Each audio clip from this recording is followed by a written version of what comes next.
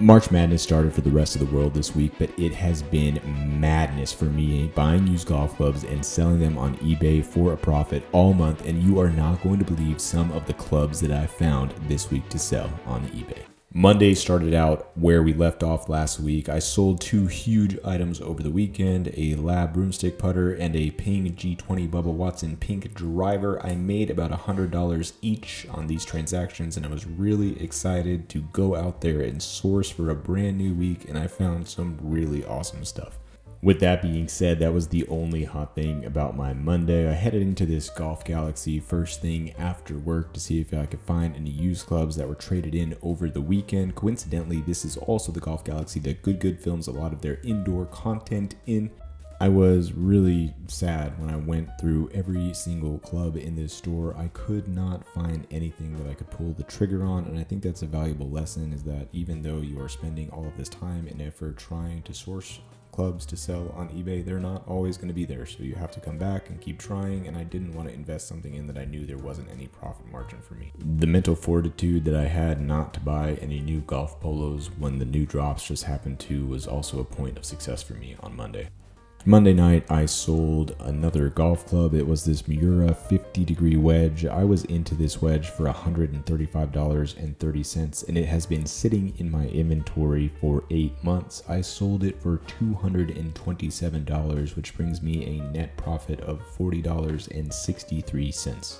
Originally, I had this club listed for quite a bit more, but I was really excited to get an offer on it in which I made $40, so I was excited to get that executed and sent this club on to its new owner, and that way I could invest that money into new inventory that would hopefully sell faster and give me some better profits. I went into this Play It Again Sports and also didn't find anything noteworthy. Wednesday, I went back to the Golf Galaxy to start my sourcing day, and I was really happy that I did. I found something in here that was the first time I had ever seen it used. I went ahead and started off in the driver section.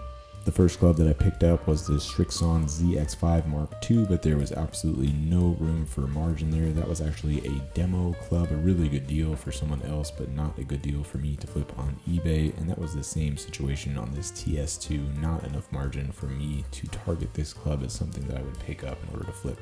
I've been really struggling finding good drivers to flip lately. I've been really successful with irons and wedges and putters, but even this Cobra Aerojet, which is actually what I'm gaming right now, was still too much in the store for me to pick it up to flip. This is when my week really started to turn around and get red hot. This is the same putter section that I checked out on Monday. There were two new additions when I came in, and they were the exact same club. There were two Bettonardi arm lock putters. The one on the right was much more expensive. It was an inch longer and in much worse shape. This is what both models look like. 400 grams. It's quite a heavy putter. In full transparency, I actually had a $40 coupon burning a hole in my pocket. It's part of the rewards that you get for buying clubs at Golf Galaxy, and so I did use it on this putter on the left, which was in much better shape than its more expensive counterpart on the right. So this is actually, I believe, the first Bettonardi putter that I picked up this year. I brought the Bettonardi home with me for $129.89, and then Thursday the momentum kept going as I went inside this PGA Superstore. Checking out drivers again. I cannot believe how expensive new drivers are that dropped this year. This Ping G440 over $500, and I'm really going to struggle getting that back on the rack. This TaylorMade counterpart, same thing, released this year, over $500. You don't have to tell me, I know golf is very expensive, but $500 for a new driver is astronomical. I almost picked up this Titleist 2 U505 driving iron. The comps were all over the place, some as high as 220, some as high as 240. I may pick that back up if it's still in there next week. I'm going to try to negotiate to get that price down a little bit.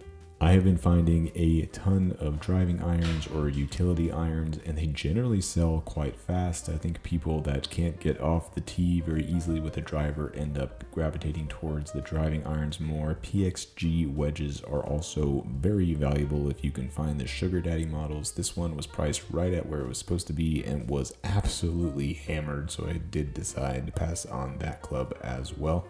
I did come into the PGA Store arm with a $10 coupon, and I was dying to use it to try to find anything that I could generate some good profit margin on, and I did come across this Rogue 5 Hybrid, and I did end up using the $10 coupon here, so I'm at $39.99 plus tax on that one. Here's the newer version, over $200 for a more modern wood there. This is also a demo club that maybe could have generated something. The Paradigm was really exciting, but I try to stay away from hybrids. And that's when I found this Gapper Low TaylorMade 4, I'll call it a utility iron. I labeled this as a driving iron in a short or a video and got absolutely annihilated for it. So I did pick that one up for $64.99. I have an offer for $110 that I just got on that while I was recording. I haven't decided if I'm going to pull the trigger on that yet. And I did get out of this PGA Store without buying a discounted polo. So congrats to me on that. Friday, on the way home from work, I decided to head back into that PGA Store again just because it's on the way home. And in the putter section, I did come across this copper left-handed spider putter, and I think that the lefty folks out there do deserve some love. Their stuff generally doesn't sell as fast, but I couldn't turn this down. I'm into it for $75. I think that I can get $150 for it at least. And then I generally don't source on the weekends. I try to spend as much time with my family as I can, but my wife and I were right next to the Golf Galaxy again. Decided to head in there. I saw this TaylorMade burner mini driver. I've always wanted to try this. I almost took it home with me, but I don't want to spend any extra money this year. I'm trying to generate $10,000 in net profit so I can build a simulator in our house so I can film some juicy content for y'all comparing different clubs. This is a really great set of irons for $200. Decided to pass on those, but that's when I saw the Titleist AP1s. This is almost a complete set. I got the 4-iron all the way through pitching wedge. If you have the gap wedge and the approach wedge with this, it generally sells for almost $500. I picked this up because I have never had a set of AP1s that sits in my inventory very long. I'm into it for just about $270, and I almost picked up this set for only $100, but I did end up picking it completely up off the rack, and this 5-iron caught me. It's completely missing the insert, so I did decide to pass on it, but even for $100, I think I could have easily sold this and generated a little bit of net profit there. Y'all, I am having an absolute blast this March. It has been the most profitable month of the year so far. I'm going to make over $1,000 after all taxes and fees and everything considered this month, and it's not even over yet. I'm watching Hovland and Justin Thomas battle it out for the championship while I'm editing this video, and I've sold 2 clubs so far this weekend. If you remember last week, I bought a DF3 lab putter for $275. I've decided to put that one in my bag, and I'm really excited to get out there on the course and play.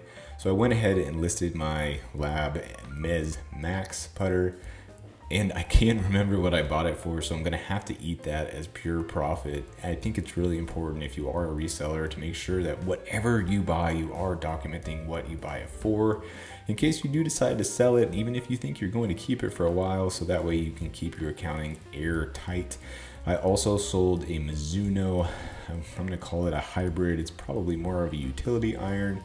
I think it's really funny anytime I call something a driving iron or a utility iron, there's somebody that says it is the other thing that I didn't call it. So whatever you do want to call this club, I just sold it as well. So on my Mez 1 Max, I sold that for $390. So after fees, I'm at $333 there. So if you look at that versus the $275 that I spent on the DF3, I made a little bit of money there. And then if you take in effect that I bought the Mizuno for $24, I sold it for $95. So I ended up making about $54 in profit there. The Gapper Low that I talked about earlier, I have an offer out there for $110. I'm just waiting on my counter to see if that club sells as well. So if you're interested to see if that sells, definitely check out my video next week. Next week's video will be my What Sold video, where I go over my top 10 sales for March, if you are keeping track of that. And I just have to thank everybody that made it this far in the video. Last week's video is my most successful video ever, and I'm closing in on monetization with every video. I'm getting closer, and I'll talk about exactly where I am next week. Until then, I hope you have a great week. I'll see you next week. Hit 'em straight.